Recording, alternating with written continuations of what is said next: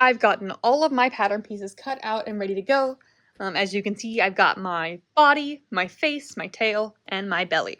And these pieces are specifically made to match right up with your pattern, so that'll be really convenient later on when we get to that step. To start with, though, we need to cut out our fabric. So I'm going to take all of my little extra pieces that aren't the body, and I'm going to set them off to the side, because right now we're going to just cut the body out of fleece. So whatever color of fleece you're using, you'll need to spread that out and get a nice single layer of it. I'm using gray for my body, and you'll be able to tell if it's fleece or if it's felt because the fleece is really soft and nice, and the felt is not. Felt is more like what goes into the bottom of coasters to give them their grip, whereas fleece is what you make blankets out of. So now that I've got my fabric spread out, I want to pin it down to the table. The table I've got here is a pin top. That's actually why it's got all these holes, as you can see in it, because it is specifically made for pinning fabric in while sewing. This is going to keep everything laying nice and flat and smooth. And this is how we're going to cut fabric for all of our projects in this class. I am pinning down 2 of my edges because I think that's going to give me a nice flat surface to cut. And I'm also kind of planning out where I'm going to be pinning things because I don't want to put things way out in the middle and cut a big old mouse-shaped hole out of the fabric that could have been used by somebody else, because that would make it hard to use this fabric again. So I'm actually going to scoot these pins over just a little bit because I think I can put this all the way towards the edge. Now with this pattern, there are a few things we don't actually have to deal with that we will need to deal with in later ones.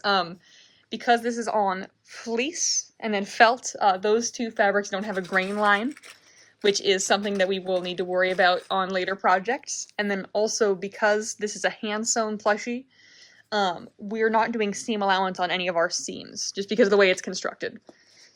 Sometimes hand-sewn projects have seam allowance. This is not one of those. So what I'm going to do is I'm taking push pins and I'm pinning my pattern piece down onto the fabric.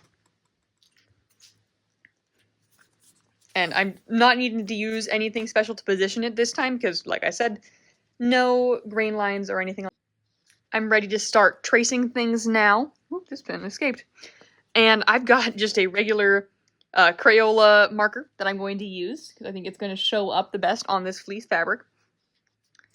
And I'm going to trace all the way around my paper. And I'm not concerned about using this marker for 2 reasons. One, this is a demo project and I'm making it for a video, so it's more important to me that you guys can see what I'm doing than that it is completely free of any marks. And 2, I'm going to put this side that I'm marking on the inside of my project. So even if there is some green, it won't immediately show up on the outside because it'll be hidden on the inside. And so I'm tracing all the way around the outside, being sure to really get those corners where the pattern piece dips in for the ears. And I've managed to get green marker everywhere, but that's okay. And I'm going to pull up my pins now. Oh yeah, that's the marker I was looking for. So I can very clearly see what my pattern piece looks like. As you can see on this one, beneath all the green marker, we need to cut 2 of this. So I'm going to scooch it over, pin it down again, and then trace it one more time.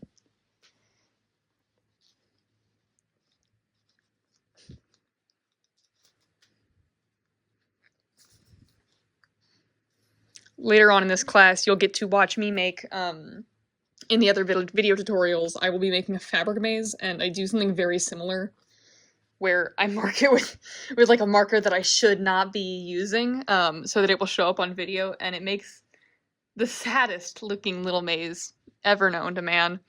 I've luckily made a new one since then, so I don't have to show all my classes the sad Sharpie bleed fabric maze.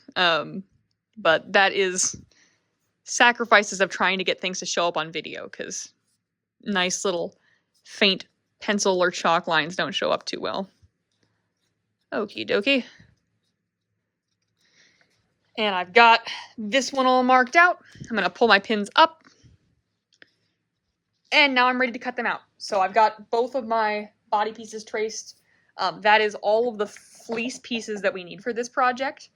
So I'm actually going to pull the pins out of the table because I'm not going to be tracing anything else. Then I'm going to get my fabric scissors, and I'm going to cut around the outsides of these pieces. And one thing that makes it a little easier for me is I'm actually going to do like a rough cut around the outside so that I'm not dealing with a whole big chunk of extra fabric. I'm just dealing with my little piece with my two bodies on it. And I'm going to line things up and then just cut right on that green line. And when you get to the corners here, make sure that you don't go past your line, but also that you do get that nice crisp corner. And pivot as you go. Whenever you're cutting, it should be your fabric moving, not the scissors. Especially, I mean, specifically when you're holding things in your hand like this. Makes it a lot easier. Yep.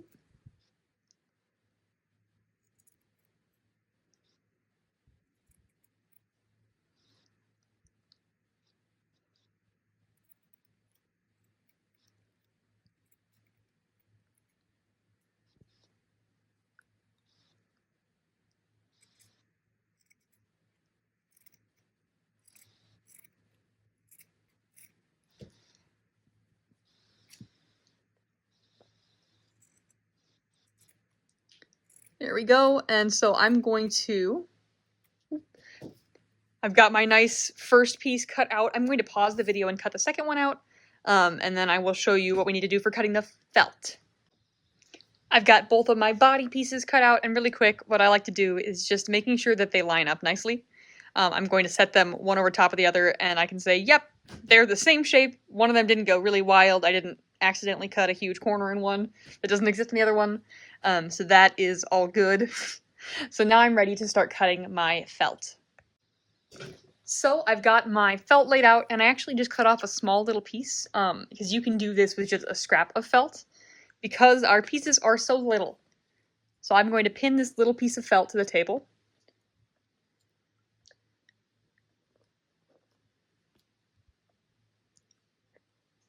And then I'm going to try positioning my different pieces on here in a way that makes sense to me.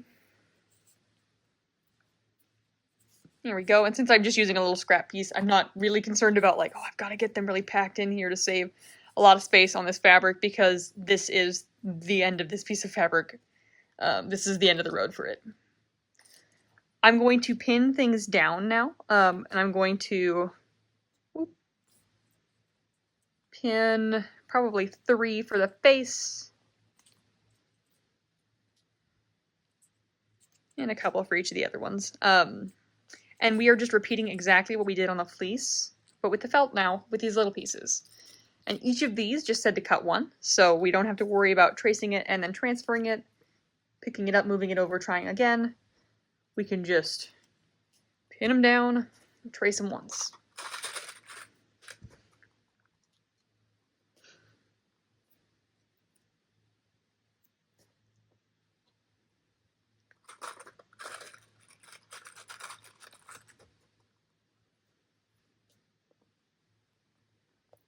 Okay, there we go. And I'm going to use my handy dandy green marker once again, and hopefully it doesn't bleed too badly. I would not recommend using a marker like this if you're using white felt, unless you're, of course, trying to make a demonstration video, in which case this is perfect. I'm going to trace around the outside of each of my pieces. There we go.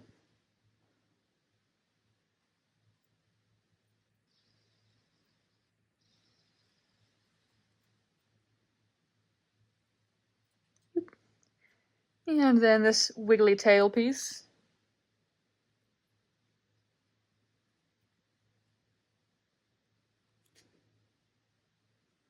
I'm just making sure things stay nice and flat while I'm tracing so that I'm not getting a really strangely shaped piece, or more strange than they already are. There we go. And once I've got them all traced, I'm going to pull the pins out and cut them just like I did in the last one. So you're welcome to pause this video and go ahead and trace your own pieces on felt. And then we will resume once we've got everything cut out. I'm going to do the same thing cutting on the green line.